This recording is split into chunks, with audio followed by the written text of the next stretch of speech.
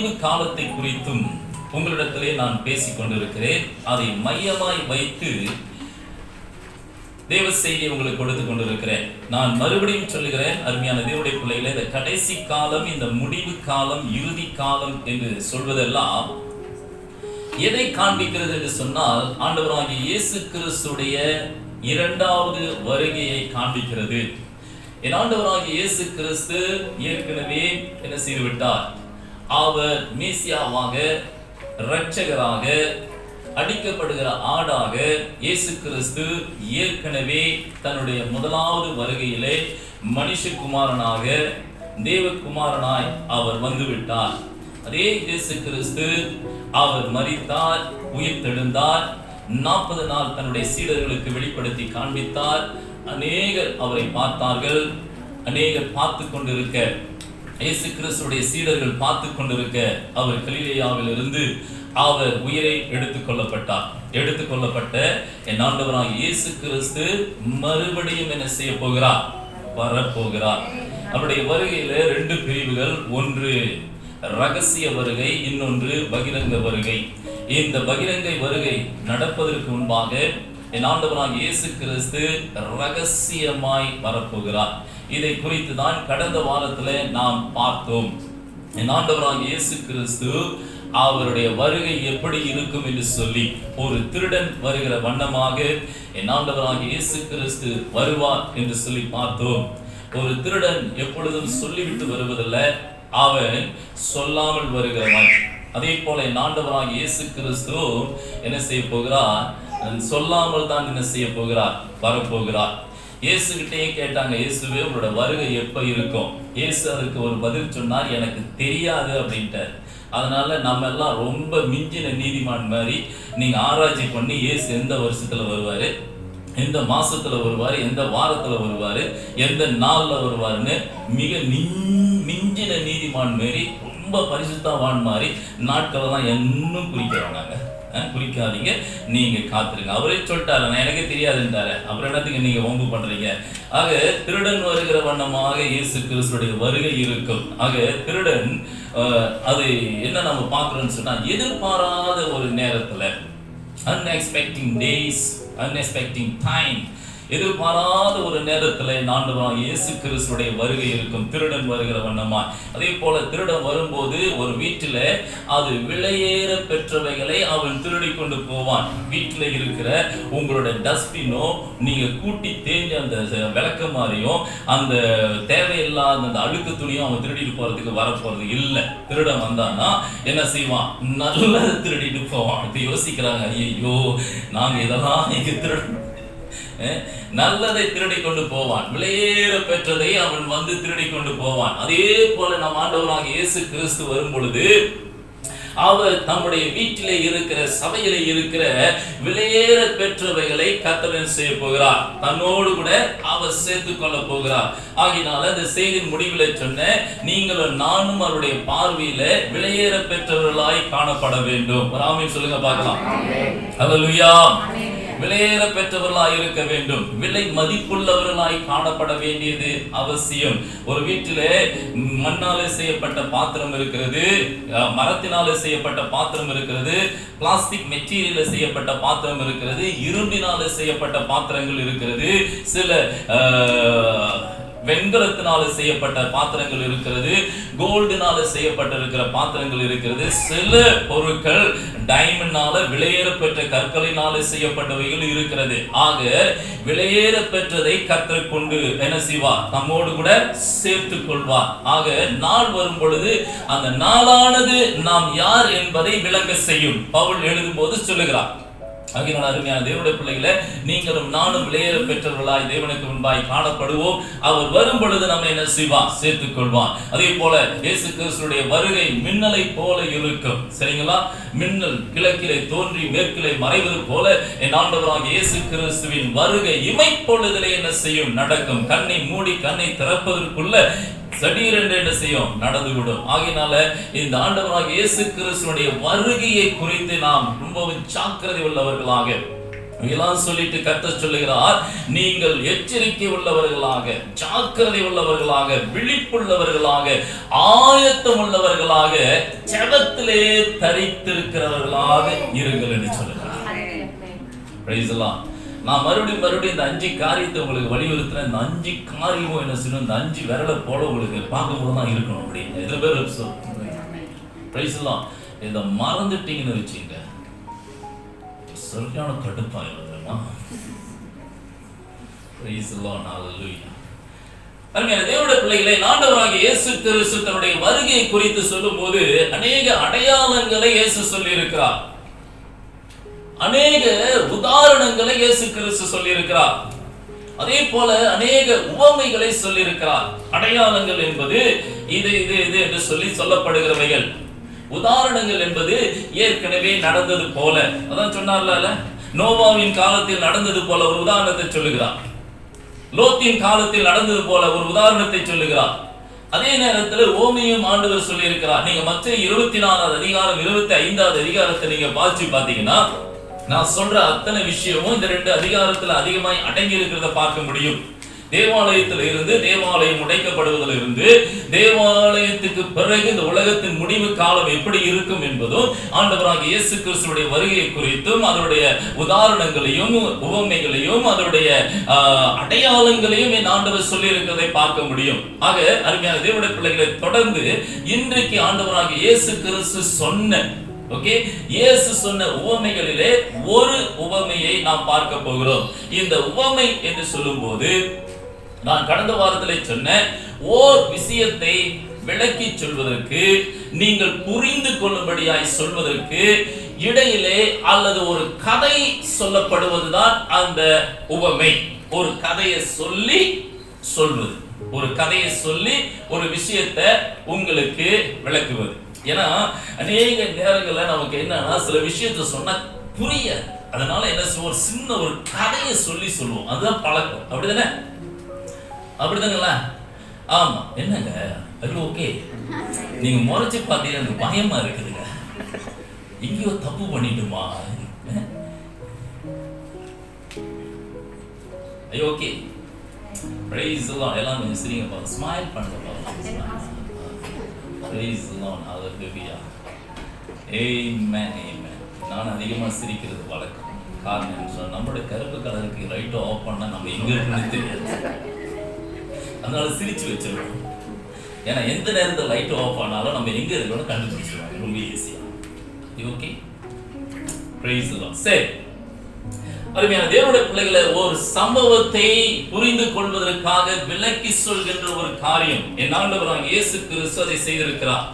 அநேக நேரங்களில் அந்த உவமை என்கிற வார்த்தையை பயன்படுத்தி இருக்கிறதை நாம் பார்க்கிறோம். அந்த அடிப்படையில் இந்த நாளிலும் கூட நான் வேதத்திலிருந்து ஒரு சம்பவத்தை, நான் இன்றைக்கு இயேசு சொன்ன தன்னுடைய வருகையையும் அதே நேரத்தில் இயேசு சொன்ன இன்னொரு உவமையும் சேர்த்து, ரெண்டுமே ஒக்கியன்மியும் இந்த கம்ப்ளீட்ஸாவும் சேர்த்து ஒரு மிக்ஸ் பண்ணி ஒரு விஷயத்தை உங்களுக்கு சொல்லலாம் அப்படின்னு நினைக்கிறேன். எனக்கு கொஞ்சம் அப்படி சாப்பிட்டு பார்த்தா நல்லா இருக்கும். ஏன்னா ரெண்டுமே ஆர்டர் பண்ணுவோம் பாருங்க, கடையில் போய் உட்காந்து ஃபேமிலி ஃபுட் அப்படின்னு நாசி கோரேங் லிமோரா மக்கன், ஓகே ஒக்கியன்மி லிமோரா மக்கன், கம்ப்ளீட்ஸாவ் சிங்கப்பூர் மீலா தம்பா லகி சாத்து எல்லாம் ஃபேமிலி ஃபுட் பேர் சாப்பிடுவோம். அவன் சாப்பிட்டா தான் நமக்கு கொஞ்சம் திருப்தி. ஐயோ ஓகே,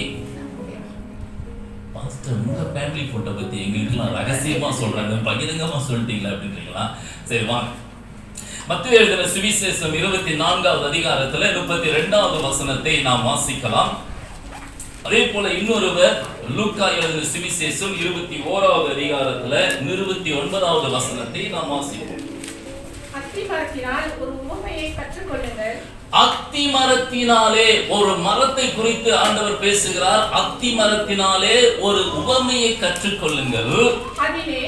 அதிலே அந்த அத்தி மரத்திலே இளங்கிளை தோன்றி அல்லது துளிர்த்து துளிர் விடும்போது வசந்த காலம் சமீபமாயிற்று, அல்லது கோடை காலம் சமீபமாயிற்று, அல்லது சமீபமாயிற்று என்று சொல்லி நாம் அறிவோம். வாசிங்க. அப்படியே இவைகள் எல்லாம் காணும்போது அவர் இயேசு கிறிஸ்து சமீபமாய் வாசல் அருகே வந்திருக்கிறார் என்று சொல்லி நீங்க என்ன செய்யுங்க? அறிந்து கொள்ளுங்கள். சரி, போதும், நல்லா கவனிங்க. அப்ப இயேசு கிறிஸ்து ஒரு உதாரணத்தை சொல்லுகிறார் அல்லது ஒரு உவமையை சொல்லுகிறார், நீங்கள் கற்றுக்கொள்ளுங்கள். சரி, இப்ப நான் லூக்கா எழுதின சுவிசேஷத்துக்கு போகலாம். 21வது அதிகாரத்துல 29வது வசனத்தை வாசிங்க. அன்றியும் அவர்களுக்கு ஒரு உவமையை சொன்னார். அங்கே கற்றுக்கொள்ளுங்கன்னு ஆரம்பிக்கிறார். இங்க என்ன சொல்றாரு? ஒரு உவமையை சொல்லுகிறார். அதாவது ஒரு சம்பவத்தை விளக்கி சொல்வதற்கு ஒரு உதாரணத்தை சொல்லுகிறார், உவமையை சொல்லுகிறார். அத்தி மரத்தையும் மற்ற எல்லா மரங்களையும் பாருங்க. இங்க லூக்கா எழுதும்போது சொல்லுகிறார், அத்தி மரத்தோடு கூட மற்ற எல்லா மரத்தையும் என்ன செய்யுங்க பாருங்க. அவைகள் துளிர்க்கிறதை நீங்கள் காணும்போது வசந்த காலம் சமீபமாயிற்று, கோடை காலம் சமீபமாயிற்று, ஆரம்பிச்சிருச்சுன்னு சொல்லி என்ன செய்யுங்க? அறிந்து கொள்ளுங்கள். அப்படியே இவைகள் சம்பவிக்கிறதை நீங்கள் காணும்போது தேவனுடைய ராஜ்யம் சமீபமாயிற்று என்று அறியுங்கள். சமீபமாயிருச்சு, ரொம்ப நெருக்கமாயிருச்சு, ரொம்ப கிட்ட வந்துருச்சு அப்படின்னு சொல்லி நீங்கள் அறிந்து கொள்ளுங்கள். இங்க லூக்கால சொல்றாரு, நீங்கள் அத்தி மரத்தை பாருங்கள், ஒரு உவமையை கற்றுக்கொள்ளுங்கள். ரெண்டு விஷயம் இருக்குது மத்தேயுலயும் லூக்காலயும். ஒன்னு கற்றுக்கொள்ளுங்கள், இன்னொன்னு என்ன செய்யுங்க? பாருங்கள் என்று சொல்லுகிறார். அவர் சொல்லுகிறார், அத்தி மரமும் அநேக மரமும். இங்க லூக்கா எழுதும்போது, மத்தேயுல எழுதும்போது சொல்லுகிறார், அத்தி மரத்தை மட்டும் ரொம்ப ஸ்பெசிபிக்கலியா சொல்றாரு. அத்தி மரத்தை பாருங்கள், அத்தி மரம் துளிர் விடும்போது, சரிங்களா? அத்தி மரம் துளிர் விடும்போது வசந்த காலம் சமீபமாயிற்று என்று சொல்லி நீங்கள் அறிந்து கொள்ளுங்கள். அருமையான தேவனுடைய பிள்ளைகளே, இந்த பகுதியிலே சொல்லப்பட்டிருக்கிற ஒரு சத்தியத்தை உங்களுக்கு சொல்லி, அத்தி மரத்தை குறித்து இன்னும் கூட கொஞ்சம் ஆழமான சில விஷயத்தை நாம் கற்றுக்கொள்ள போகிறோம். அருமையான தேவனுடைய பிள்ளைகளை கவனிங்க. இந்த வேதத்தை நீங்க வாசிச்சு பார்த்தீங்கன்னா அநேக மரங்களை குறித்து சொல்லப்பட்டிருக்கும். அந்த மரங்களிலே மிக முக்கியமான அத்தி மரத்தை குறித்தும் சொல்லப்பட்டிருக்கும். அத்தி மரத்தின் இலையை பற்றி சொல்லப்பட்டிருக்கிறது. அத்தி மரத்தின் பழத்தை குறித்து சொல்லப்பட்டிருக்கிறது. கவனிங்கள். இந்த அத்தி மரம் என்பது பழைய ஏற்பாட்டிலே ஆரம்பத்திலே வந்து விடுகிறதை நாம் பார்க்கிறோம். எங்க பார்க்கிறோங்க? எங்க பார்த்தோம்? ஆதியாகமத்துல பார்க்கிறோம். எங்க பார்த்திருக்கிறோம்? ஆதியாகமத்துல யாருக்கா ஞாபகம் இருக்குதா? அத்தி மரம் அப்படின்னது. சரி, இப்ப அத்தி மரம்னா இப்போ நீங்க ஒரு கேள்வி, ஐயா இந்த அத்தி மரம், அந்த அத்தி பழம்னா எங்களுக்கு என்னன்னு எத்தனை பேர் அத்தி மரம் அத்தி பழத்தை பார்த்திருக்கீங்க? சரி, கண்ணதாசன் எழுதின பாட்டுல அத்தி காய் காய் அந்த பாட்டா தெரியுமா? அது எல்லாருக்கும் தெரியும். ஏதாவது ஒண்ணு பாடுனா இது என்ன தேடுறது இல்லையா? ரொம்ப நாளுக்கு பிறகு ஒருத்தன் வந்து சினிமாவில் கேட்ட டைலாக்கை என்கிட்ட வந்து விட்டுட்டுருவான். எப்படி? அவ்விசிட்டுன்னு தெரியுமா? எத்தனை பேருக்கு அவ்விசிட்? நான் கேட்டேன், இந்த அவ்விசிட்னா என்னன்னு கேட்டேன். அவன் தெரியல, ஓங்கி அறையலாம் போல இருந்துச்சு, அறையல. இது யார் பேசின டைலாக்கு? அவ்விசிட் ரஜினிகாந்த். சப்பானியா இருக்கும்போது இது எப்படி இருக்கு அப்படின்னு சொன்னதுதான் ஆங்கிலத்துல சொல்லியிருக்காங்க. வேற ஒண்ணும் கிடையாது. நம்மளுக்கு இந்த வெளிப்பாடு கூட தெரியாம இருந்திருக்கிறாங்க. எப்படிங்க? இப்ப யோசிங்க, சப்பானியா இருந்தானா அது 16 வயதுல படத்துல இருந்தாங்க. அந்த படத்துல பேசப்பட்ட ஒரு டைலாக் என்னன்னா, இது எப்படி இருக்கு, சரிங்களா?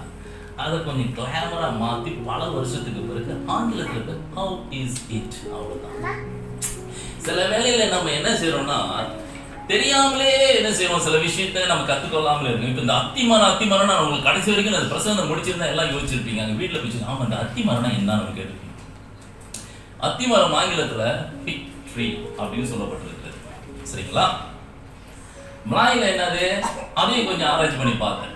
இது என்னது? பொகோட் அரா அல்லது பொக்கோ அரா. இந்த அரானோட நீங்க பின்னால கே எழுத்து சேர்த்துக்க கூடாது. ARA அரா. ARAK போட்டீங்கன்னா அது வேற ஒரு பழம், அது வந்து போதை கொடுக்கிறது அல்லது மது சம்பந்தமான விஷயம். ARAH போட்டீங்கன்னா அது ஏரோவை காமிக்கும், உங்களுக்கு குறிப்பிட்ட இலக்கை போய் சேருவதற்காக சொல்லப்படுகிற வார்த்தைகள்.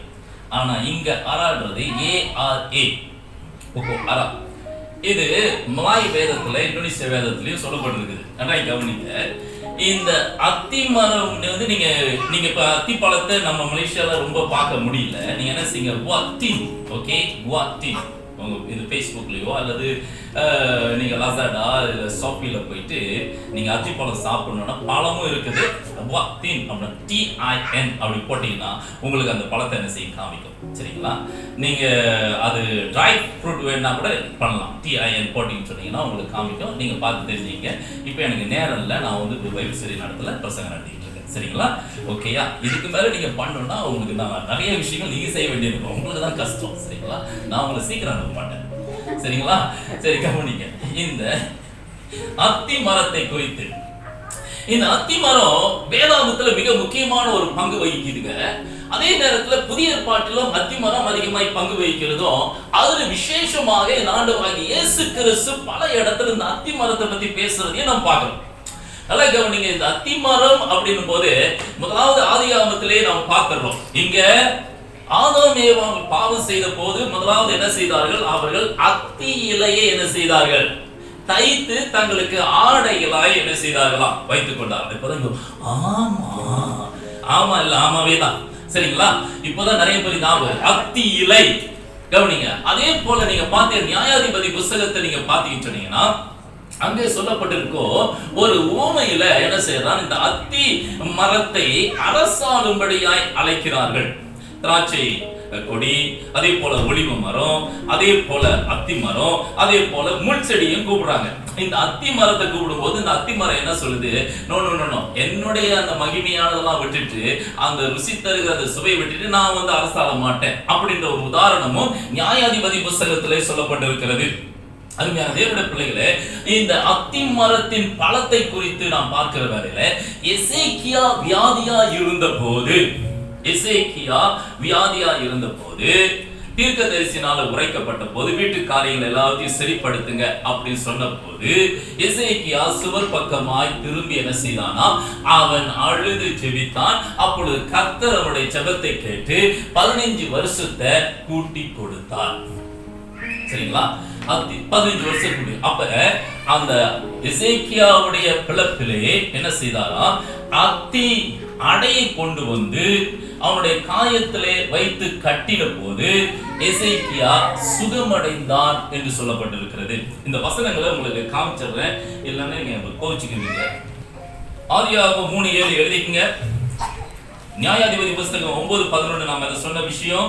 அதே போல 2 ராஜாக்கள் 20வது அதிகாரத்துல 7வது வசனம்.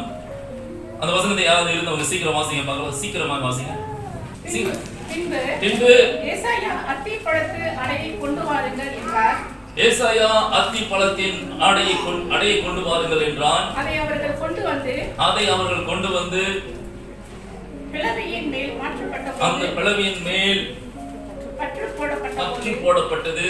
அவன் பிழைத்துக் கொண்டான். சரி, இது ஒரு பெரிய சப்ஜெக்ட். என்ன நடந்ததுன்னு நம்ம பின்னால பார்க்கலாம். இப்ப இந்த அத்தி மரத்தையும் அத்தி இலையும் அத்தி பழத்தை குறித்து நான் பார்த்துட்டு இருக்கோம். எவ்வளவு முக்கியமான வேதத்துல சொல்லப்பட்டிருக்குன்னு. அப்ப அத்தி பழத்தை அத்தி அடையை கொண்டு வந்து அந்த எசேக்கியாவுடைய பிளவிலை வைத்து அவர்கள் கட்டின போது அவன் சுகமடைந்தான் என்று சொல்லி பார்க்கிறோம். அப்படியானால் அருமையான தேவனுடைய பிள்ளைகளே, முதலாவது இந்த அத்தி மரமும் இந்த அத்தி பழமும் எதை குறிக்கிறது என்று சொல்லி நாம் முதலாவது என்ன செய்வோம்? பார்க்கலாம். சரிங்களா? எல்லாரும் என்ன கவனிக்கிறீங்களா? ஓகே, பார்க்கலாம். ஓகே, இந்த அத்தி மரம் இந்த அத்தி பழங்கள் எதை காண்பிக்கிறது என்று சொன்னால், ஒரு வசனத்தை நாம் வாசிச்சுட்டு நம்ம என்ன செய்யலாம்? நம்ம தொடர்ந்து என்ன செய்யலாம் போனோம்னா நமக்கு ஈஸியா இருக்கும், அது புரிஞ்சிடும். சரிங்களா? எரேமியா 24வது அதிகாரத்துல 1வது வசனம் 24:1. பாபிலோன் ராஜாவாகிய நேபுகாத்நேச்சார் யோயாக்கீன் குமாரனாகிய எக்கோனியா என்கிற யூதாவின் ராஜாவையும் யூதாவின் பிரபுக்களையும். யாருக்காவது பேர் வைக்கணும்னு ஆசைப்பட்டீங்கன்னா உங்க பிள்ளைங்களுக்கு நாங்க இதெல்லாம் சூஸ் பண்ணீங்க அந்த பேரை. இப்போ மறுபடியும் வாசிங்க சிஸ்டர், அந்த பேர்லாம் சொல்றேன். பாபிலோன் ராஜாவாகிய நேபுகத்நேச்சார். அது அதுல கிராக்கே விழுது பாருங்க. யோயாக்கீன் அப்படின்னு ஒரு பேர் வச்சுக்கங்க. குமாரனாகிய எக்கோனியா அருமையான பேருங்க. சரி நீங்க என்கிற யூதாவின் ராஜாவையும் யூதாவின் பிரபுக்களையும் எருசலேமில் உள்ள தட்சரையும் கொல்லரையும் சிறைப்பிடித்து பாபிலோனுக்கு கொண்டு போன பின்பு இதோ கர்த்தருடைய ஆலயத்தின் முன் வைக்கப்பட்டிருந்த அத்திப்பழங்களுள்ள 2 கூடைகளை கர்த்தர் காண்பித்தார். வாசிங்க. ஒரு கூடையிலே முதல் கந்தாயத்து அத்தி பழங்கள் இருந்தது. அவை மிகவும் நல்ல அத்தி பழங்களா இருந்தது. மற்ற கூடையிலே புசிக்கத்தகாத கெட்ட அத்தி பழங்களும் இருந்தது. வாசிங்க. கர்த்தர் என்னை நோக்கி எரேமியாவே தீர்க்கதரிசியே நீ கவனி அப்படின்னு சொல்லிட்டு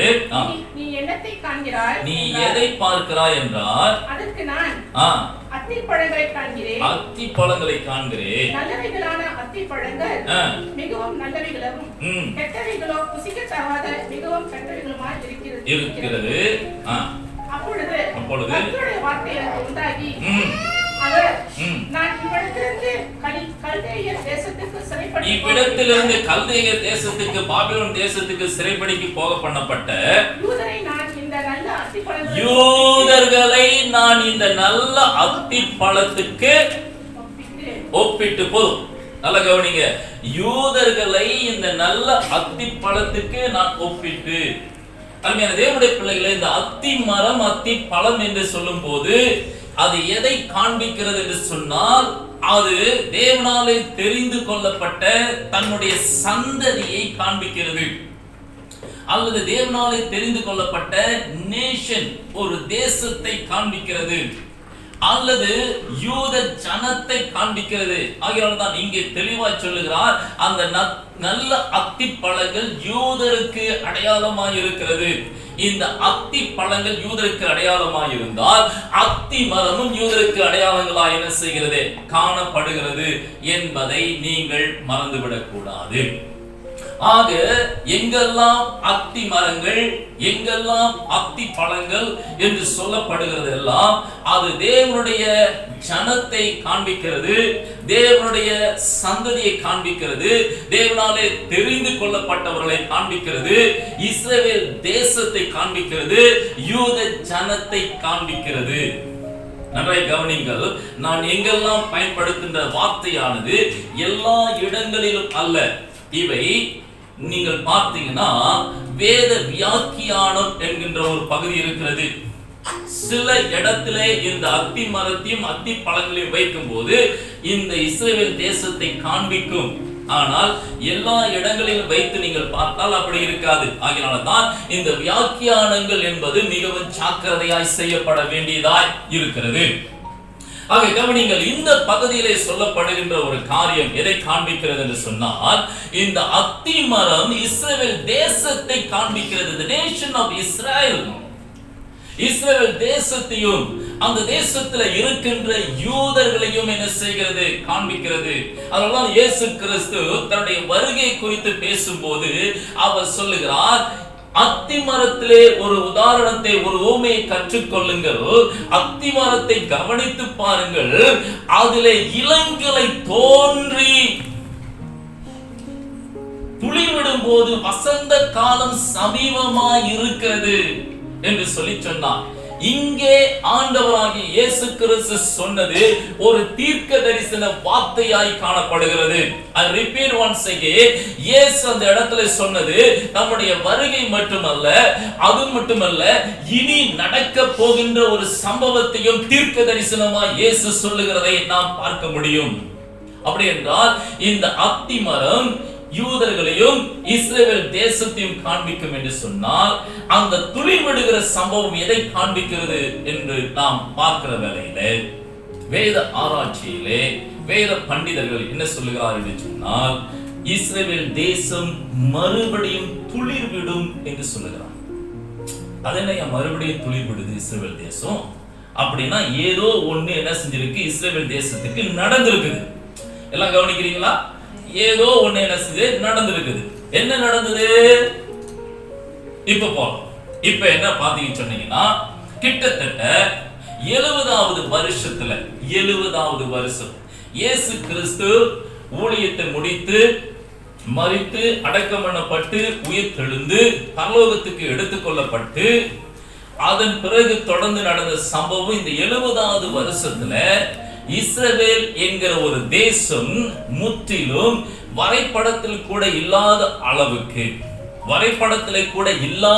அளவுக்கு அந்த தேசம் முழுவதும் டிஸ்ட்ராய் பண்ணப்பட்டதை நாம் பார்க்கிறோம். அந்த தேசம் முழுவதும் சிதறடிக்கப்பட்டதை நாம் பார்க்கிறோம். அந்த தேசம் முழுவதும் அழிக்கப்பட்டதை நாம் பார்க்கிறோம். இது சரித்திரம். ஏன் காரணம்? இயேசு உயிரோடு இருக்கும் போதே அவர்களாய் தேடிக்கொண்ட ஒரு சாபம். என்ன சாபம்? அவர்கள் சொன்னாங்க, இந்த சாபம் எங்க மேலையும் எங்க பிள்ளைகள் மேலையும் வரட்டும் அப்படின்னாங்க. 70வது வருஷத்துல என்ன நடந்தது என்று சொன்னால், இஸ்ரவேல் தேசம் முற்றுகையிடப்பட்டு இஸ்ரவேல் தேசத்தின் தேவாலயங்கள் இடிக்கப்பட்டது, உடைக்கப்பட்டது, சிதறடிக்கப்பட்டது. அங்கே இஸ்ரவேல் என்கிற தேசமே இல்லாமல் மறைந்து போகக்கூடிய ஒரு நிலைமைக்கு பிற்காலத்தில் எல்லாம் மாறி போனது. இதையும் இயேசு கிறிஸ்து தீர்க்க தரிசனமாய் சொல்லி இருக்கிறார். அதான் சொன்னா, ஒரு கல்லின் மேல் ஒரு கல் இல்லாதபடிக்கு இடிக்கப்படுகின்ற ஒரு நாள் ஒன்று வரும் என்று சொன்னால் அந்த தீர்க்க தரிசனம் நிறைவேறியது. இங்கே அவருடைய வருகைக்கு முன்பாய் நடக்கிற சம்பவத்தை இஸ்ரவேல் தேசம் மறுபடியும் துளிர் விடுகிறதை பத்தி பேசுகிறார். அப்படி என்று சொன்னால், இந்த 70வது வருஷத்துக்கு பிறகு என்ன நடக்குது? 1000 வருஷங்கள், சில 1000 வருஷங்களுக்கு மேலே என்ன செய்கிறது? கடந்து போன பிறகு என்ன நடக்கிறது சொன்னால், மறுபடியும் சிதறடிக்கப்பட்ட அந்த இஸ்ரவேல் தேசம் மறுபடியும் துளிர் விடுகிறதை பார்க்கிறோம். அதைத்தான் அத்திமரம் துளிர் விடுகிறது என்று சொல்லி பேசுகிறார். என்னதுங்க? இஸ்ரவேல் என்கிற தேசம் மறுபடியும் என்ன செய்தது? துளிர் விட ஆரம்பித்தது. 1948வது ஆண்டு, சுமார் 1948வது ஆண்டு தேச வரைபடத்திலே இஸ்ரவேல் என்கிற தேசம் இல்லாமல் இருந்த ஒரு காலகட்டத்திலே இஸ்ரவேல் ஜனங்கள், யூத ஜனங்கள் உலகத்தின் எல்லா தேசங்களிலும் சிதறடிக்கப்பட்டு போய் இருந்த அந்த ஜனங்கள் மறுபடியும் என்ன செய்தார்கள்? இஸ்ரவேல் என்கிற தேசத்துக்கு அவர்கள் கடந்து வந்தார்கள். ஏறத்தாழ வரைபடத்துல இஸ்ரவேல் என்கிற தேசமே இல்லாத அளவுக்கு போயிடுச்சு. எத்தனை பேருக்கு புரியுது நான் என்ன சொல்றது? இப்பயும் இஸ்ரவேல் தேசங்கள் வரைபடத்தை நீங்க எடுத்து பாத்தீங்கன்னா ஒரு புள்ளி வச்சது மாதிரிதான் இருக்கும். ரொம்ப சின்ன ஒரு நாடு. 1948 மறுபடியும் என்ன செய்து? இஸ்ரவேல் என்ன செய்து? துளிர் விட ஆரம்பித்தது. மறுபடியும் அத்தி மரம் என்ன செய்தது? துளிர் விட ஆரம்பித்தது. கவனிங்க, 1948 இஸ்ரவேல் என்கிற தேசம் என்ன செய்தது? மறுபடியும் துளிர் விட ஆரம்பித்தது. அப்படி என்று சொன்னால் அந்த அத்தி மரம் மறுபடியும் துளிர் விட ஆரம்பித்தது. ஆண்டவராகிய இயேசு கிறிஸ்து சொல்லுகிறார், அத்தி மரம் துளிர் விடும் போது வசந்த காலம் சமீபமாய் இருக்கிறது. லூக்காவில் சொல்லுகிறார், அவர் வாசல் அருகே என்ன செய்திருக்கிறார்? வந்திருக்கிறார் என்று சொல்லி நீங்கள் அறிந்து கொள்ளுங்கள். அப்படியானால் அருமையான தேவனுடைய பிள்ளைகளே, அத்தி மரம் எப்பொழுது துளிர்விட்டது?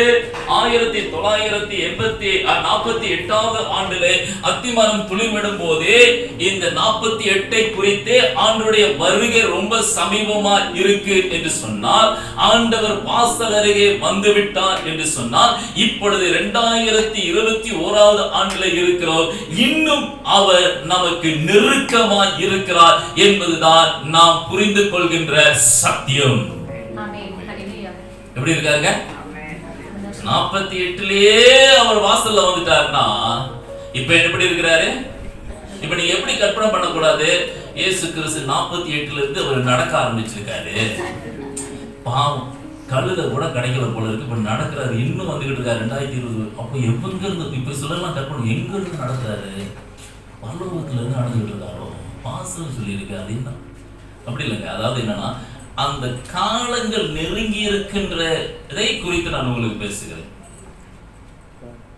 எத்தனை பேர் இருக்கீங்க? எத்தனை பேர் இருக்கீங்க? நன்றாய் கவனிங்கள் அருமையான தேவனுடைய பிள்ளைகளே. அந்த அத்தி மரம் துளிர் விட்டாகி விட்டது. அங்க லூக்கால இருக்கும்போது சொல்லுகிறார், அத்தி மரமும் மற்ற மரங்களும் அப்படின்னா மற்ற nation, the other nation surrounding the Israel, இஸ்ரேலை சுற்றி இருக்கிற மற்ற நேஷன்ஸ் என்ன செய்து துளிர் விட ஆரம்பிச்சது. அருமையான தேவனுடைய பிள்ளைகளே, அப்படி என்று சொன்னால் கிறிஸ்து இயேசுடைய வருகை மிகவும் சமீபமா இருக்கு. ஹalleluya. பிரசங்கம் நல்லா இருக்குது, நல்லா பேசுறீங்க பாஸ்டர் அப்படின்னு மார்க் போட்டுட்டு போறதில்ல. நல்லா கவனிங்க, நான் மறுபடியும் சொல்றேன், இது ஒரு கடைசி ஒரு காலத்திலே நாம் இருக்கிறோம்.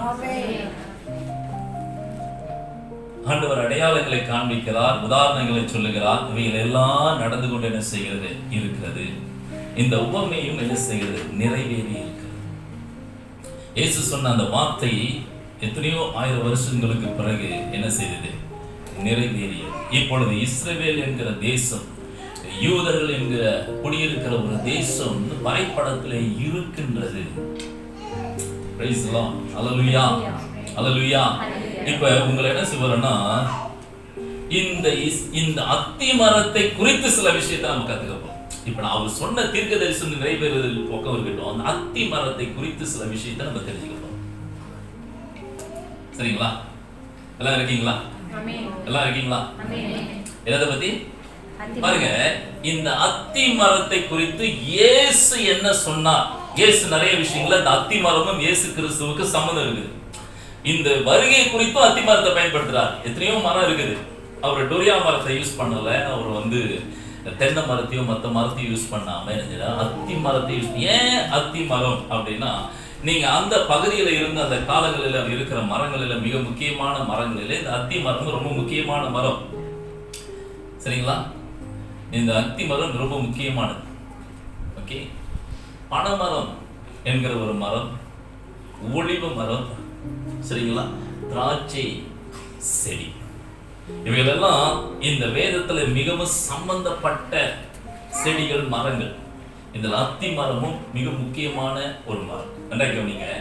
இப்ப இந்த அத்தி மரத்தை குறித்து ஆண்டவர் இந்த உதாரணத்தை மட்டுமல்ல, இன்னொரு விஷயத்தையும் கர்த்தர் பேசியிருக்காரு. பல விஷயம் பேச, அதுல ஒரு விஷயத்தை இன்னைக்கு நான் பேசுறேன். ஏன்னா நிறைய விஷயங்கள் இருக்குது. கர்த்தருக்கு சித்தமானால் நான் நினைச்சேன் இதை தொடர்ந்து பேசலான்னு. ஏன்னா நம்ம இப்ப லென்த் காலத்துல இருக்கிறோம். எந்த காலத்துல இருக்கிறோம்? எத்தனை பேருக்கு தெரியும்? ஜெசிக்கு தெரியும். ஓகே, சரி. அதனால உபவாச காலத்துல இருக்கிறோம். சரி, வருகிற வாரங்களில் நம்ம இயேசு கிறிஸ்துவை குறித்ததான அந்த பாடு மரணங்கள் அதை குறித்து தியானிக்க போகிறோம். ஏன்னா எல்லாம் எல்லாம் போயிட்டு வருகை பற்றி அதுக்கு பிறகு என்ன செய்யலாம், நம்ம தொடரலாம். கவனிங்க, லூக்கா எழுதின சுவிசேஷம் 13வது அதிகாரத்தில் 7வது வசனத்தை எடுத்துக்கொள்ளுங்கள். அதுல ஒரு சில வசனங்களை வாசிங்க. இன்னைக்கு இந்த அத்தி மரத்தையும் இந்த அத்தி மரத்துக்கு நடந்தவைகளை குறித்தும் இந்த அத்தி மரத்தில் சம்பவிக்க போவதை குறித்தும் இந்த அத்தி மரத்தில ஒரு பாடத்தை இன்னைக்கு நம்ம கற்றுக்கொள்ள போகிறோம். அதுக்கு பிறகு தேவ செய்தியை முடிக்க போறோம். வாசிக்கலாம். லூக்கா எழுதின சுவிசேஷம் 13:7. அப்பொழுது அவன் தோட்டக்காரனை நோக்கி, இதோ 3 வருஷமாய் இந்த அத்தி மரத்திலே கனியை தேடி வருகிறேன், ஒன்றையும் காணவில்லை. இதை வெட்டி போடு, இது நிலத்தையும் ஏன் கெடுக்கிறது என்றான். அதற்கு அவன், ஐயா, இது இந்த வருஷம் இருக்கட்டும், நான் இதை சுற்றிலும் கொத்தி எரு போடுவேன், கனி கொடுத்தால் சரி, கொடாவிட்டால் இனிமேல் இதை வெட்டி போடலாம் என்று சொன்னான் என்றார். சரி, போதும். நன்றாக கவனிங்கள்.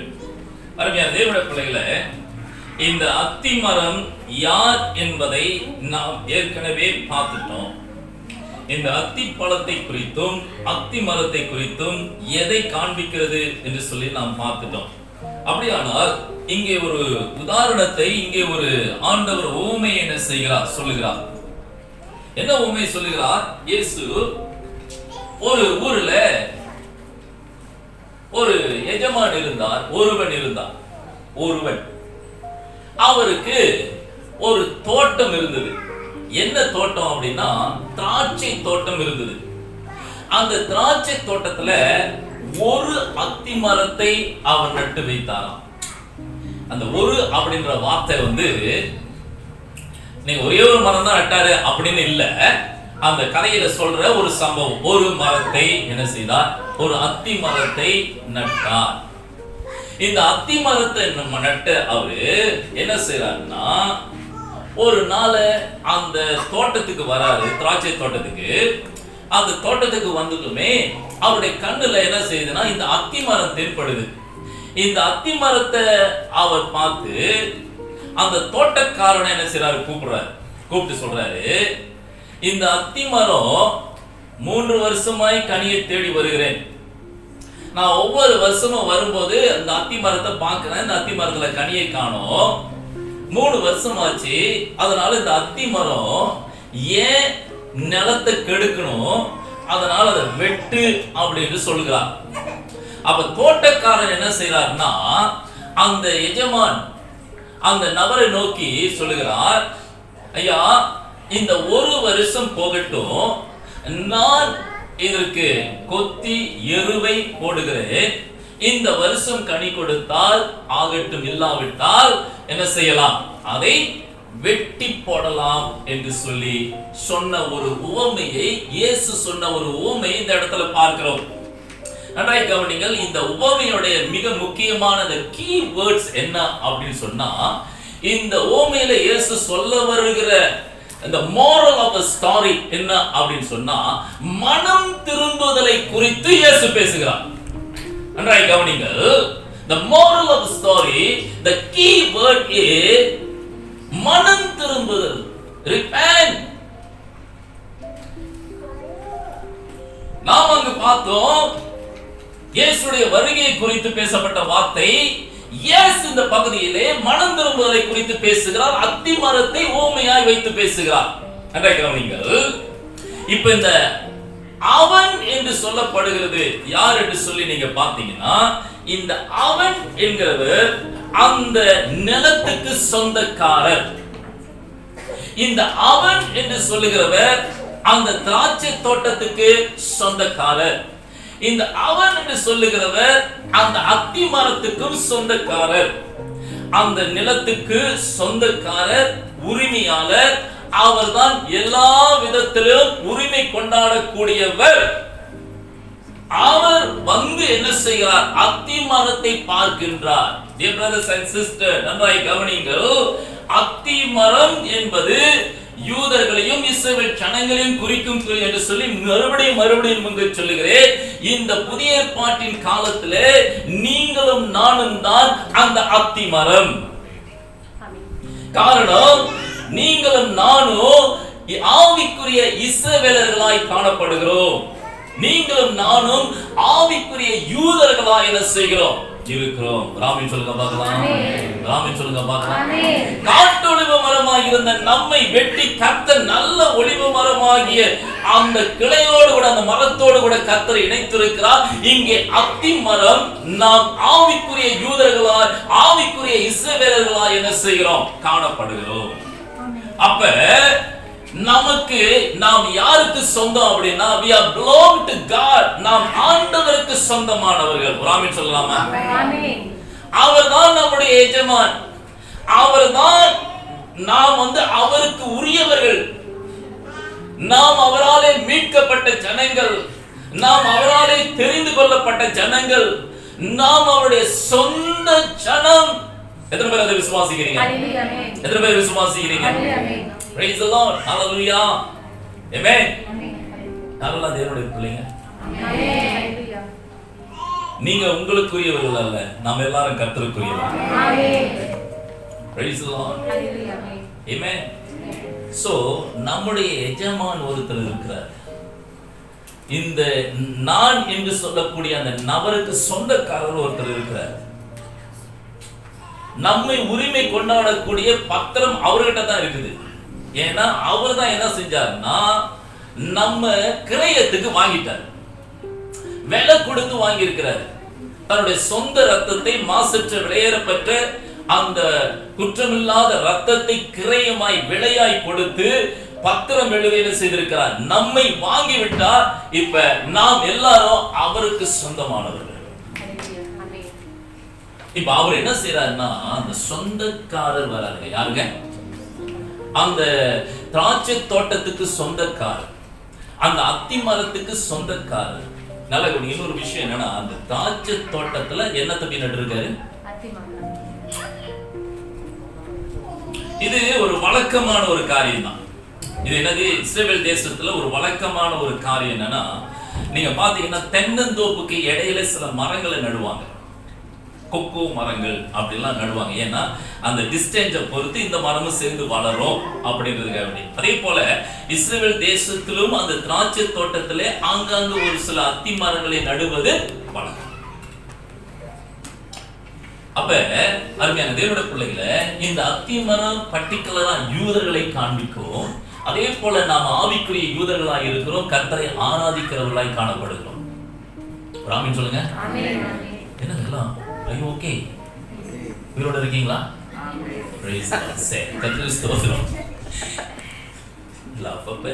ஏன்னா நீங்க உயிரோட இருந்தா தான் ஆமே நல்ல சொன்னா தான் நான் இங்க வந்து பேச முடியும். இல்லைன்னா நான் வந்து பூமியான ஜனங்களுக்கு பேச முடியாதுல்ல. சரிங்களா? நன்றாய் கவனிங்க அருமையான தேவனுடைய பிள்ளைகளை கவனிங்க. இப்ப நாம அத்திமரமாய் அவருடைய யூதருடைய அந்த திராட்சை தோட்டத்துல இருக்கிறோம். அந்த எஜமான் என்ன செய்றாருன்னா, வராருங்க. வந்து என்ன செய்கிறார்? நம்மிடத்திலே ஒன்றை தேடுகிறார். என்ன தேடுகிறார்? என்ன தேடுறாரு? என்ன தேடுறாருங்க? கனியை தேடுகிறார். brothers and sisters, ஐயா, கனியை தேடுவது அவருக்கு உரிமை. கனியை தேடுவது அது அவருடைய நீதி. கனியை தேடுவது அது அவருடைய நியாயம். யாரு தான் தன்னுடைய சொந்த தோட்டத்துல ஒரு மரத்தை நட்டுட்டு அந்த மரத்துல பலன் கொடுக்காம இருக்கிறதை எதிர்பார்ப்போம்? எல்லாருமே சொந்த தோட்டத்துல அந்த ஒரு மரத்தை நட்டுட்டு கனி கொடுக்கணும்னு தான் என்ன செய்ய எதிர்பார்க்கிறோம். ரொம்ப வேணாங்க, நிலமே இல்லாத வீட்டுல கூட நம்ம என்ன செய்யறோம்? ஒரு கத்திரிக்காய் செடியை நட்ட பிறகு கூட அது காய்க்கலன்னா நம்ம திட்டி தீர்க்கிற ஆளு பயங்கரமான ஆளுங்க. என்ன மரத்தை வச்சு ஒண்ணும் வரல போங்க, வரலாம் சொல்லி மரமா இது. ஒரு கத்திரிக்காய் வர மாட்டேங்குது, ஒரு தக்காளி வர மாட்டேங்குது, ஒரு பச்சை மிளகாய் வர மாட்டேங்குது, ஒரு அவரைக்காய் வர மாட்டேங்குது, ஒரு முருங்கை வர மாட்டேங்குது. நன்றாய் கவனிங்கள் அருமையான தேவனுடைய பிள்ளைகளை. ஆக அவர் வந்து என்ன செய்கிறார்? கனியை தேடுகிறார். dear brothers and sisters, அதே போல நமக்கு நம்முடைய பிதாவாகிய தேவன், நம்முடைய தேவாதி தேவன், அவர்தான் நம்முடைய நாம் அவருக்கு சொந்தமானவர்கள். நம்மிடத்தில் என்ன தேடுகிறார்? கனியை தேடுகிறார். இந்த கனி என்பது என்னவென்று சொன்னால் அருமையான தேவனுடைய பிள்ளைகளை, கிரியை. கனி என்பது நம்முடைய நற்கிரியை. கனி என்பது நம்முடைய செயல்கள். கனி என்பது நம்முடைய கேரக்டர்ஸ். கனி என்பது நம்முடைய வெளிப்பாடு. அருமையான தேவனுடைய பிள்ளைகளே, கர்த்தர் நம்மிடத்திலே என்ன செய்கிறார்? கனியை தேடி வருகிறார். எப்ப தேடினாரா? நல்ல கவனிங்க. எப்ப தேடினாரா? அந்த கனி அந்த அத்தி மரத்திடத்துல 3 வருஷமா தேடுறார். நல்ல கவனிங்க. ஒரு அத்தி மரம் கனி கொடுப்பதற்கு கிட்டத்தட்ட 3 வருஷத்துக்குள்ள இருந்து 5 வருஷத்துக்குள்ள இந்த அத்தி மரம் நட்டதுல இருந்து என்ன செய்யணும்? கனி கொடுக்கணும். நல்லா கவனிக்கிறீங்களா? எத்தனை வருஷங்க? Minimum 3 years, maximum 5 years. நல்லா கவனிங்க. ஹலோ, மினிமம் 3 years, மேக்ஸிமம் என்னது? ஆண்டவராகிய இயேசு கிறிஸ்து கூட என்ன செஞ்சாரு? 12 மரத்தை கொண்டு வந்து என்ன செஞ்சாரு? 12 அத்தி செடிகளை வந்து என்ன செஞ்சாரு? நட்டாரு. எங்க நட்டாரு? நட்டாரு. 12 மரத்தை கண்ணா கொண்டு வந்து என்ன செஞ்சாரு? நட்டாரு. நட்ட பிறகு அதுக்கு 3 வருஷத்துக்கு பிறகு கனி கொடுக்க ஆரம்பிச்சிருச்சுங்க. ஒன்னே ஒண்ணுதான் நாசமா போச்சு. 11 மரமும் கனி கொடுத்துச்சு. எத்தனை பேருக்கு புரியுது நான் எங்க வரேன்னு? எத்தனை பேருக்கு புரியுது? ஆமாங்க, 3 வருஷத்துக்கு பிறகு கனி கொடுக்க ஆரம்பிச்சது. அதுக்கு கொடுக்கக்கூடிய கெப்பாசிட்டிக்கு ஏற்ற மாதிரி கனி கொடுத்துச்சு. ஆனா இன்னைக்கு நான் எல்லாம் ஆவிக்குரிய இஸ்ரவேலன், நான் ஆவிக்குரிய யூதன், அவளா கர்த்தரை ஆராதிக்கிறவர்கள். எங்கள் தேவன் மகிமை நிறைந்தவர், மகத்துவமானவர், மாறாதவர், அதிசயமானவர், ஆச்சரியமானவர், வானம் அவரது சிங்காசனம், பூமி அவரது பாதப்படி, இவ்வளவு மகத்துவமான தேவனை நாங்கள் ஆராதித்துக் கொண்டிருக்கிறோம் என்று சொல்லுகிற அத்தி மரங்கள் கனி கொடுக்கிறோமா? கனியை தேடி வராங்க. என் ஆண்டவர் ரொம்ப ஸ்மார்ட். என்னன்னா, அவர் சும்மா ஒரு எஸ்டிமேட்டா வரவர் இல்லை. அந்த வசனம் என்ன சொல்றதுன்னா, அவர் முதல் வருஷம் வந்தார், வந்து பார்த்தாரு, தோட்டக்காரர் கூப்பிட்டாரு, வாங்க என்னாச்சு, இது ஏன் அந்த மரம் 3 வருஷம் ஆகி கனி கொடுக்கணும், சரி ஒரு 5 வருஷம் நினைக்கிறேன் 5 இயர்ஸ் கொடுத்துருக்காரு நினைக்கிறேன், 5 இயர்ஸ் கொடுத்துட்டாரு நினைக்கிறேன். ஏன்னா ஒரு 5 வருஷம் லாஜிக்லயே என்ன செய்யணும்னா, என்னன்னா ஒரு குறிப்பிட்ட வருஷத்துக்கு தான் ஒரு மரத்தில் கனியை எதிர்பார்க்கணும். அப்படிதானே? அப்படிதானுங்களே? அப்போ நினைக்கிறேன் ஒரு மேக்ஸிமம் டைம் கொடுத்துருக்காரு, ஒரு 5 இயர்ஸ் கொடுத்துட்டாரு. 5 இயர்ஸ் கொடுத்த பிறகு 6 இயர்ஸ்ல வர்றாரு, 6வது வருஷத்துல வந்து பார்க்குறாரு. பார்க்குறாரு, கனியை காணும். தோட்டக்காரனை கூப்பிட்டு கேட்குறாரு, என்னாச்சு? தோட்டக்காரன் சொல்றாரு, இல்லை ஒன்றும் கனி வரல. ஓகே சரி போயிட்டாரு. 7வது வருஷம் வந்து தேடி பார்க்குறாரு, 7வது வருஷமும் கனியை காணும். சரி பரவாயில்ல விட்டுட்டாரு. இப்போ 8வது வருஷம், நான் மேக்சிமம் வருஷத்தை முடிச்சு அந்த 3 வருஷத்தை கணக்கு பண்றேங்க. எல்லாரும் இருக்கீங்களா? நம்ம பேசுறது 8வது வருஷம் மாறாரு. 8வது வருஷம் பாக்குறாரு, கனி காணோம். அப்பதான் அவர் என்ன செய்றாருன்னா, கொண்டு கேட்கிறாரு, என்ன ஆச்சு, என்ன நடந்தது, ஏன் அந்த மரம் கனி கொடுக்கல? நல்லா தானே அந்த மரத்துக்கு நீர்லாம் போகுது, தண்ணி ஊத்துறான் சாமி, நல்லா ஊத்திக்கிட்டு இருக்கேன் சாமி, எருலாம் போட்டேன் சாமி. அப்புறம் அதுக்கு கொடுக்க வேண்டிய கிளையெல்லாம் கழிச்சு எல்லாத்தையும் சுத்தம் பண்ணேன், எல்லாம் சுத்தம் பண்ணிட்டேன் சாமி, எல்லாம் செஞ்சு பார்த்துட்டேன் சாமி.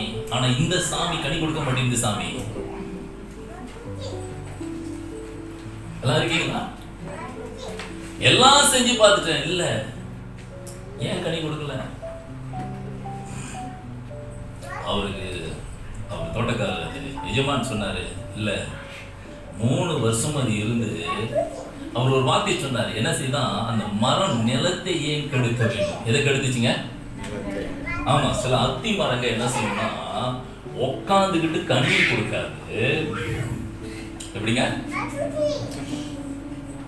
ஒரு இடத்துல உட்காந்துரும், சில இடத்துல ஸ்ட்ராங்கா வேர் ஊண்டி ஆழமா ஒரு பாரம்பரிய கிறிஸ்தவர்கள் போல ஆழமா வேர் ஊண்டி அப்படியே நின்றோம்.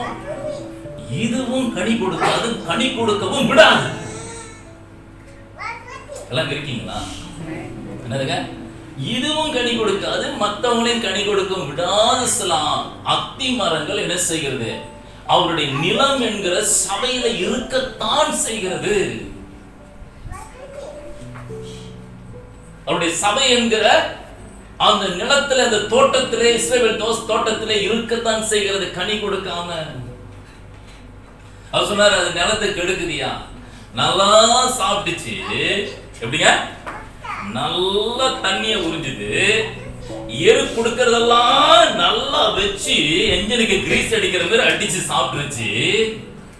நல்லா திருப்தியா சாப்பிட்டு மரம் நல்லா கொழுன்னு கொழுத்து நல்லா வந்துருச்சு, இலையெல்லாம் வந்துருச்சு, கிளையெல்லாம் வந்துருச்சு. ஆனா கனியை மட்டும் காணும்.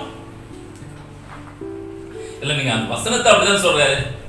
நிலத்தை ஏன் கெடுக்குதுன்னா, நோஞ்சா மாரி இருந்தா சொல்லியிருப்பாரா? ஐயோ பாவம், நோஞ்சா மாரி இருக்குது, 1-2 வருஷம் இருக்கட்டும், 3 வருஷமா இருக்கட்டும் இருப்பாரு.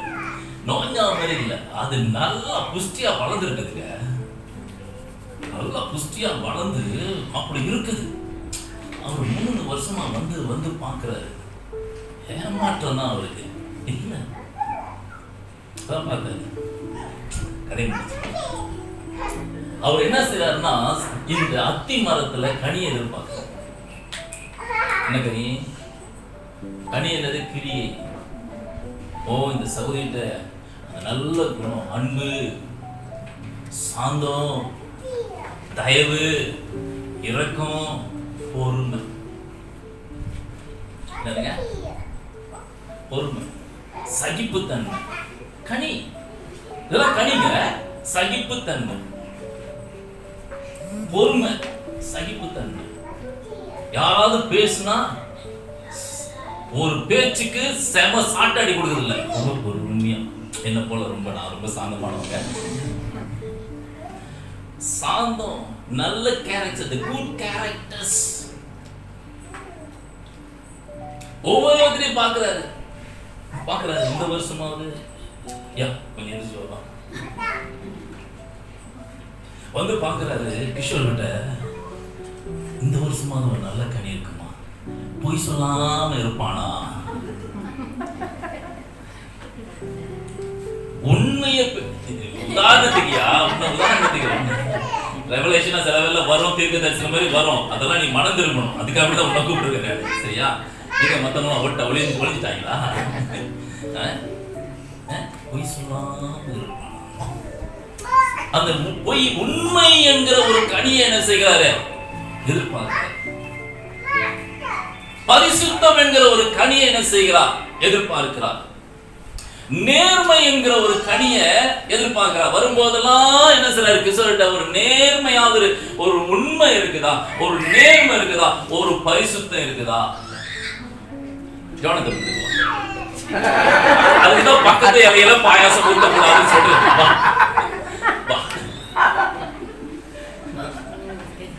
அவர் ஒவ்வொரு முறையும் வரும் பொழுது ஜோனத்தன் வராரு. ஜோனத்தன் தான் அத்திமரம். சரியா? அவர் வந்து பாக்குறாரு. அவங்கிட்ட ஒரு ஜெபத்தை பாக்குறாரு. ஜெபம் இல்ல. இந்த வருஷமாவது பிரசங்கத்தை கேட்டு கொஞ்சம் மனம் திரும்பி இந்த வருஷமாவது ஒரு முழு அதிகாரத்தை வாசிக்கலனாலும் பிரச்சனை இல்ல, இந்த அத்திமரம் இந்த வருஷமாவது ஒரு நாளைக்கு ஒரு வசனமாவது வாசிக்குமா அப்படின்னு தேடி வராரு. ஒரு வசனத்தை ஆனா ஒவ்வொரு வாரமும் சபையில வந்து இந்த என்ன செய்யுதுன்னா, இந்த அத்திமரம் நல்ல ஆழமா வேறுண்டி நல்ல பிரசங்கத்தை கேட்டு சாப்பிட்டுச்சு. உண்மை. தண்ணிய குடிச்சது உண்மை. சபையில இருக்கிற எல்லா நன்மையும் பெற்றுக்கொண்டது உண்மை. பரிசுத்த பந்தியிலே இந்த அத்திமரம் கலந்து கொள்ளுது. பரிசுத்த பந்தியிலே திராட்சை ரசம் குடிக்குது. பரிசுத்த பந்தியிலே இயேசுவின் அந்த மாம்சத்தை புசிக்கிறது. பரிசுத்த அந்த சபையிலே வந்து நாற்காலியை அடிக்கிறது. பரிசுத்த சபையில வந்து காப்பீட் போட உதவி செய்தது. பரிசுத்த சபையில வந்து இந்த ஸ்டேஜ் அடைக்க உதவி செய்தது. பரிசுத்த சபையிலே என்ன செய்து டிராம் கூட பாய்ச்சதுங்க.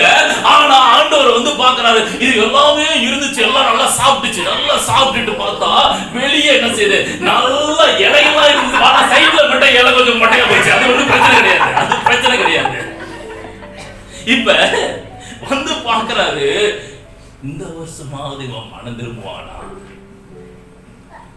இந்த வருஷமாவது பைபிள் வாசிப்பானா, இந்த வருஷமாவது சபையில் உண்மையா இருப்பானா, இந்த வருஷமாவது மொட்டைத்தனம் இல்லாம சாந்தமா செயல்படுவானா, இந்த வருஷமாவது அப்பா அம்மாவுக்கு கீழ்ப்படிவானா, இந்த வருஷமாவது தாத்தா பாட்டிக்கு கீழ்ப்படிவானா, இந்த வருஷமாவது சண்டை போடாம இருப்பானா அப்படின்னு வந்து பாக்குறாருங்க. கனியை காணும். அட்லீஸ்ட் ஒரு 2-3 கனி இதனால என்ன செஞ்சிருப்பாரு? பரவாயில்ல, தெரியும் பிரதிமக்கள் முடியல வச்சு காமெடி பண்ண நிறைய நேரம் இருக்குது. சோ கவனிங்க, இந்த வருஷம் ஒரு 2-3 கனி இருக்கு, பரவாயில்ல விட்டுருப்பா. தோட்டக்காரனை கூப்பிட்டு சொல்லியிருப்பாரு, என்ன செய்ய ஜானத்தனுக்கு என்ன செய்ய, இந்த சபை முடிஞ்ச பிறகு கீழே கூட்டிட்டு போய் ஓகே வாங்கி ஓகே. ஜானத்துக்கு என்ன செய்ய, நாசிக்கு வரீங்க, அவனுக்கு பிடிச்சதான் வாங்கி கொடுப்பான். பிஸ்ஸா வாங்கி கொடு. என்ன உனக்கு பிடிக்கும்? எதுவுமே பிடிக்காதா? எதை பிடிச்சதுன்னு சொன்னாதான் மாட்டிக்கும்ல. சரி ரைட்டு போப்பாங்க. கவனிங்க, இந்த வருஷமாவது கவனிங்க, இது ஒரு விளையாட்டாக நகைச்சுவையாக நான் உங்களுக்கு சொன்னாலும் இதுல ஒரு மிகப்பெரிய ஒரு சத்தியம் என்ன செய்திருக்கிறது, அடங்கி இருக்கிறது. தேவனுடைய பிள்ளைகள் ஆமீன் சொல்லலாமா? நல்ல கவனிங்க, அருமையான தேவனுடைய பிள்ளைகளே, அப்படி ஆண்டவர் நம்மிடத்துல எதிர்பார்க்கிறார். நம்முடைய ஆண்டவர் எதிர்பார்க்கும் தெய்வம் என்பதை மறந்துடாதீங்க. நான் உங்களுக்கு ஒரு ரகசியத்தை சொல்றேன், ஒரு உண்மையை சொல்றேன். இந்த ஆண்டவர் எதிர்பார்க்கின்ற ஆண்டவர். உங்களிடத்துல எதிர்பார்ப்பு அவருக்கு அதிகமா இருக்கும். நீங்க குழந்தையா இருக்கும் போது ரொம்ப எதிர்பார்ப்பு இல்ல, அவரா ஊட்டி ஊட்டி வளர்ப்பாரு. நீங்க முட்டி போடும் போது இன்னொரு எதிர்பார்ப்பு அவர்கிட்ட இருக்கும்.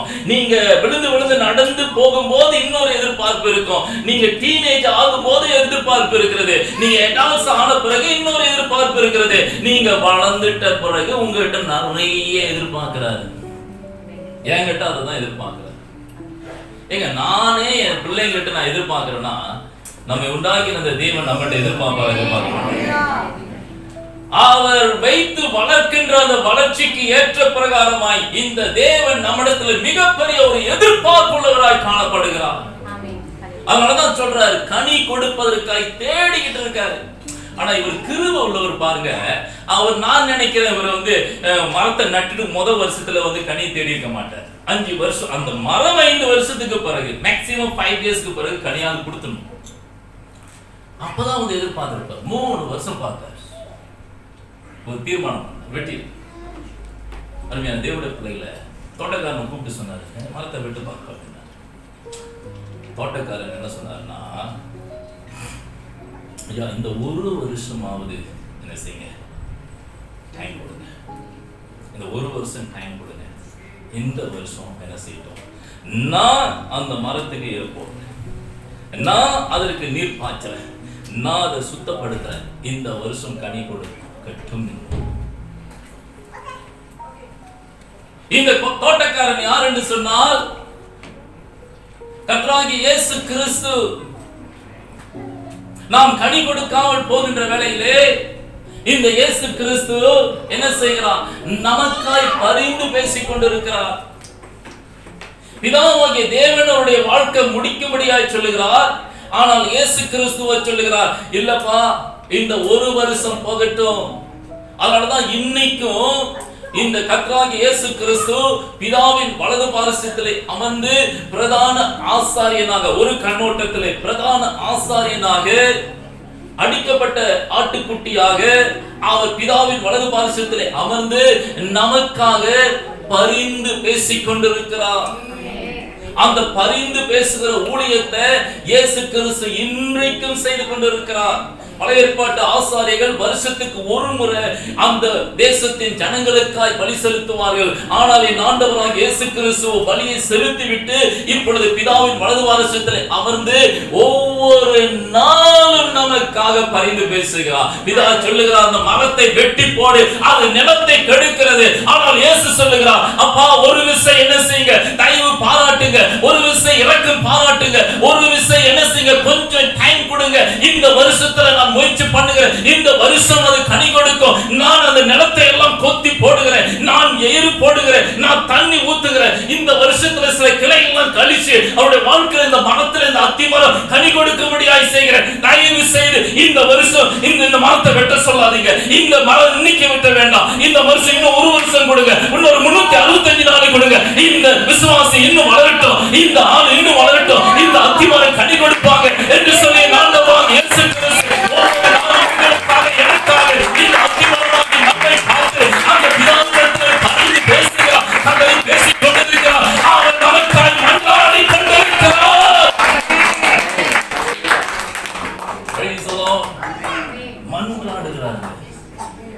நம்முடைய ஆண்டவர் நமக்கு ஜீவனை கொடுத்தவர் மட்டும் இல்ல, பாருங்க எவ்வளவு இரக்கமுள்ள தேவன் தெரியுமா.